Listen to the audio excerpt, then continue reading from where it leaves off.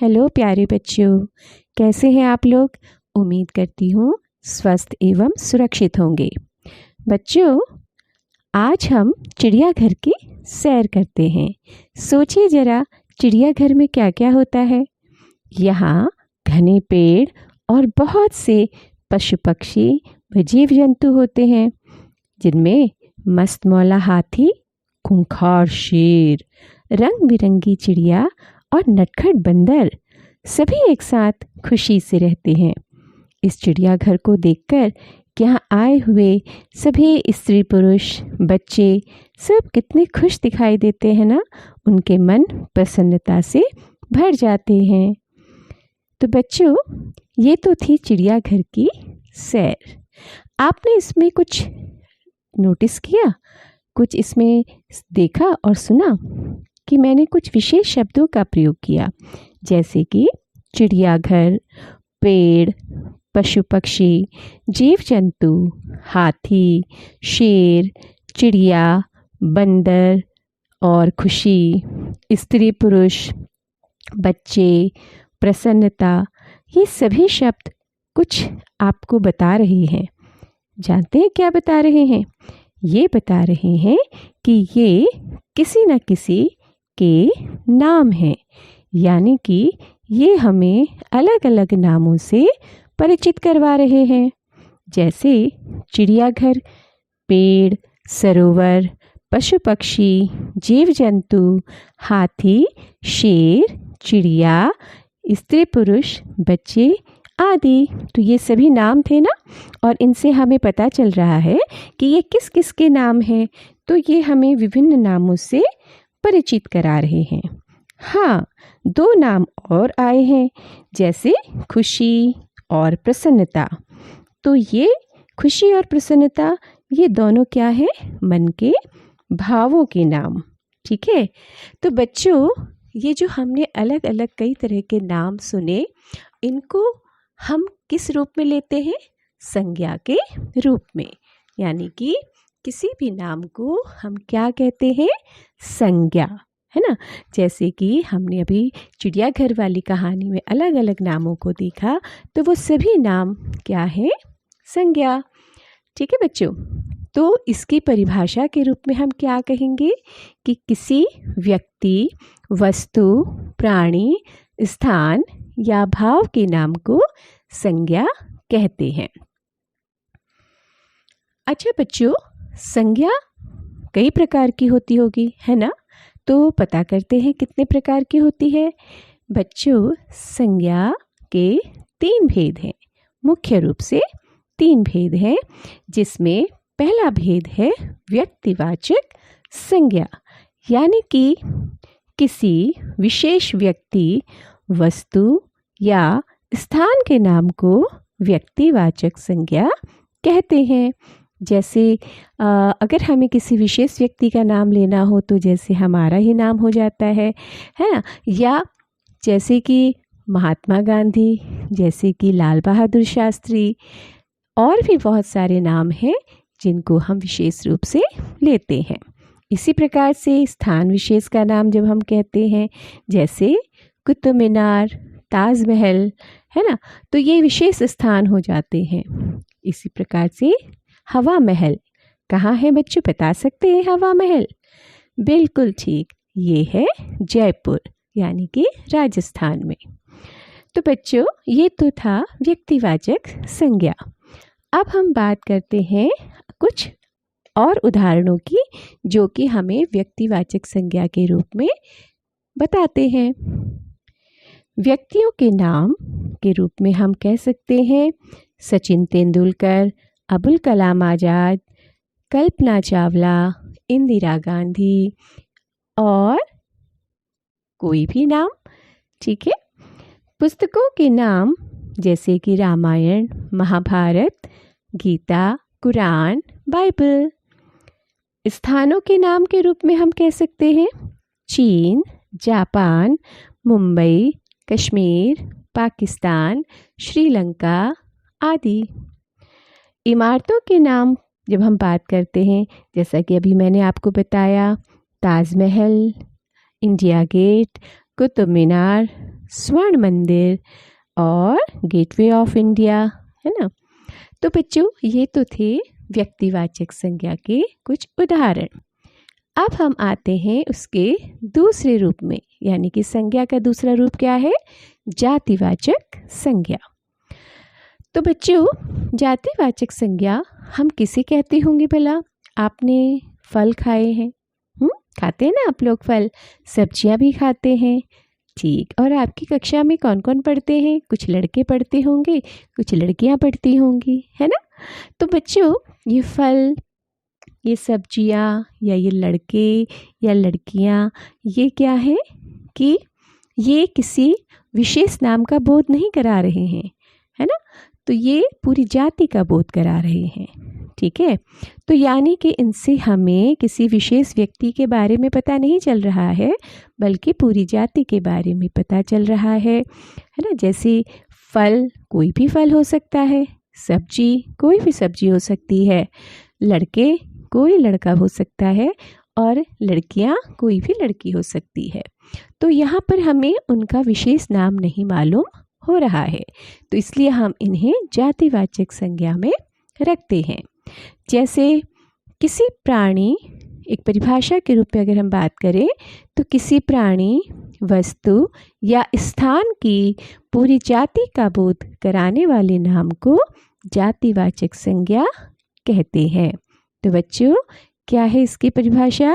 कि किसी प्राणी, वस्तु या स्थान की पूरी जाति का बोध कराने वाले नाम को जातिवाचक संज्ञा कहते हैं। जातिवाचक संज्ञा के कुछ और उदाहरणों के भी बारे में हम बात करेंगे। जैसे प्राणियों के नाम की बात करें तो चिड़िया, लड़का, किसान, कुम्हार, है ना। और भी बहुत सारे नाम हो सकते हैं जाति के रूप में। वस्तुओं के नाम की बात करें तो जैसे पुस्तक, कोई भी पुस्तक हो सकती है, कलम, मेज, गेंद। स्थानों के नाम की बात करें तो पुस्तकालय, विद्यालय, अस्पताल, मैदान, ठीक है बच्चों। तो ये थे जातिवाचक संज्ञा के कुछ उदाहरण। अब संज्ञा का तीसरा रूप जो है वो कहलाता है भाववाचक संज्ञा, है ना बच्चों। भाव, जैसा कि इसका नाम ही हमें बता रहा है कि इस संज्ञा में हम किसकी बात करेंगे? भाव की। अब भाव वो नहीं बच्चों कि दुकान वाले से आपने पूछा इसका क्या भाव है, इस वस्तु का क्या भाव है, तो आपको दुकानदार ने उसका भाव बताया, वो भाव नहीं। ये भाव है आपके अंदर जो उत्पन्न होते हैं, मन में जो उत्पन्न होते हैं, उन भावों की बात यहाँ पर की गई है, ठीक है। जैसे कि कोई व्यक्ति पहाड़ पर चढ़ रहा है तो वो कहता है कि इस पहाड़ की चढ़ाई बहुत ज़्यादा है, ठीक है। या आपने लड्डू खाया तो आपको उसकी किस चीज़ ने, आपको उस लड्डू की किस विशेषता ने प्रभावित किया? उसकी मिठास ने। या आप अपने घर में दादाजी या दादी को देखते हैं तो वो अक्सर क्या कहते सुनाई देते हैं? वो कहते हैं अरे हमें तो बुढ़ापा आ गया है ना। तो बच्चों ये जो चढ़ाई या ये जो मिठास या ये जो हमने अभी बात की बुढ़ापा, तो ये जो शब्द है ना, ये शब्द भाववाचक संज्ञा के अंतर्गत आते हैं, ठीक है। यानी कि ये क्या बताते हैं? किसी वस्तु, स्थान या उसके गुण दोष अथवा अवस्था के बारे में बताते हैं। यानी किसी व्यक्ति की अवस्था क्या है, वो युवा है या बूढ़ा है, या उसमें किसी वस्तु में मिठास है या कड़वाहट है या खट्टापन है, ठीक है। या फिर और भी कोई विशेषता, जैसे आप सफलता प्राप्त कर रहे हैं या आपको प्रसन्नता हो रही है, तो ये सब क्या है? भाव है। और इन भावों को व्यक्त करने वाले शब्द भाववाचक संज्ञा के अंतर्गत आते हैं, ठीक है ना बच्चों। तो इसको हम अगर परिभाषा के रूप में हम इसकी बात करें तो हम कहेंगे कि जो शब्द किसी व्यक्ति, वस्तु या स्थान के गुण, दोष, अवस्था अथवा मन के भावों के बारे में बताते हैं वे भाववाचक संज्ञा कहलाते हैं, ठीक है, फिर से एक बार बताती हूँ कि जो शब्द किसी व्यक्ति, वस्तु या स्थान के गुण, दोष, अवस्था अथवा मन के भावों के बारे में बताते हैं वे भाववाचक संज्ञा कहलाते हैं। तो बच्चों, भाववाचक संज्ञा की कुछ विशेषता भी तो होगी ताकि वो हमें पता चले कि वो किस प्रकार से हम उसको अलग कर सकते हैं बाकी संज्ञाओं के सामने। तो भाववाचक संज्ञा की जो विशेषता के रूप में कुछ बातें आती हैं वो इस प्रकार से हैं कि निश्चित आकार नहीं होता है ना। भाववाचक संज्ञा जो है उसका कोई निश्चित आकार नहीं होता, जबकि विशेष व्यक्तिवाचक संज्ञा में और जातिवाचक संज्ञा में हमने देखा कि वहाँ पर कुछ विशेष आकार वाले या निश्चित आकार वाले चीज़ों के बारे में हमने बात की। हम इन्हें देख नहीं सकते, जबकि व्यक्तिवाचक में और जातिवाचक में हम देख सकते थे।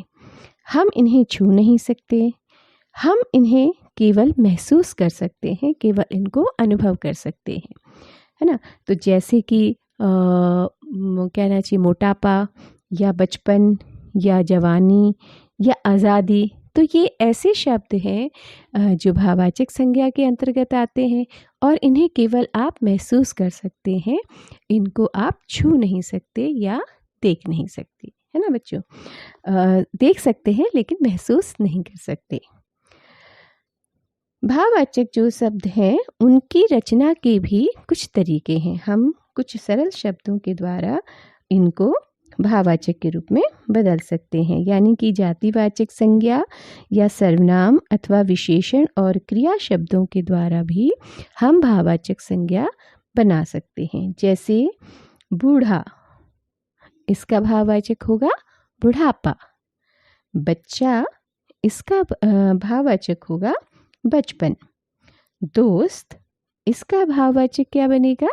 दोस्ती। सजाना, सजावट। चढ़ना, चढ़ाई। मीठा, मिठास। मोटा, मोटापा। आजाद, आज़ादी। सुंदर, सुंदरता। वीर, वीरता। पढ़ना, पढ़ाई। एक, एकता।